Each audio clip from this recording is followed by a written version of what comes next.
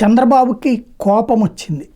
ఏదైతే నిన్న సోమశిల అక్కడికంటే ఓ పక్కన శ్రీ సిటీకి వెళ్ళి అట్నుంచి సోమశిలకు వెళ్ళినటువంటి సందర్భంలో మైక్ పని చేయనటువంటి నేపథ్యంలో ఆగ్రహం వ్యక్తం చేశారు. డిప్యూటీ కమిషనర్ జిల్లాలో ఉన్నాడా, ఏం చేస్తున్నాడు, వెరీ క్లియర్, అడ్మినిస్ట్రేషన్ నిద్రపోతుంది, 95 నాటి సీఎంని అని చెప్పాను, ఇంకా అర్థం కాలేదా, మర్యాదగా చెప్తే అర్థం కాలేదు, అందుకే యాక్షన్లోకి దిగొస్తున్నా, మర్యాద అయిపోయింది, ఇక యాక్షన్ ఉంటుంది, బీ కేర్ఫుల్, నువ్వేం ప్రేక్షకుడు కాదు, ఇవన్నీ నువ్వే సూపర్వైజ్ చేసుకోవాలి, అందరూ ఎట్లాగే తయారయ్యారు, అడ్మినిస్ట్రేషన్ బొస్టు పట్టించారు, మీరందరూ ఇష్టారాజ్యం అనుకుంటున్నారంటూ సమాచార ప్రసార శాఖ డిప్యూటీ డైరెక్టర్ సదారావు మీద తీవ్రంగా మండిపడ్డారు.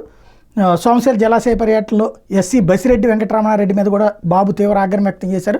జలాశయానికి వస్తున్న ఇన్ఫ్లో గురించి ముఖ్యమంత్రి వివరిస్తున్న సమయంలో ఆయన మాటలు పరిగణలోకి తీసుకోలేదు, ప్రతి పాయింట్కి నీరు ఎంత వస్తుందనే అంశాన్ని పట్టించుకోవాలని, మీరు ఇంజనీరింగ్ చదివారు కదా అని అన్నీ మీకు ముందే తెలిసి ఉండాలంటూ మండిపడ్డారు. దీంతో అక్కడ అధికారులు సైలెంట్ అయిపోయారు. జలాశయానికి వస్తున్న ఇన్ఫ్లో అవుట్ఫ్లో వివరాలను తెలిపేందుకు అవకాశం లేకుండా ఆయన్ని మళ్ళీ అన్నీ తెలుసుకుని రమ్మనమని, మీరు సర్టిఫైడ్ ఇంజనీర్లు కదా అంటూ ఎద్దేవా చేస్తూ చంద్రబాబు ముందుకు సాగిపోయారు. సోమశిల జలాశయానికి నీటి నిల్వ పెరిగే కొద్దీ నీటి మట్టం ఇంచుల్లో తేడా ఉంటుంది.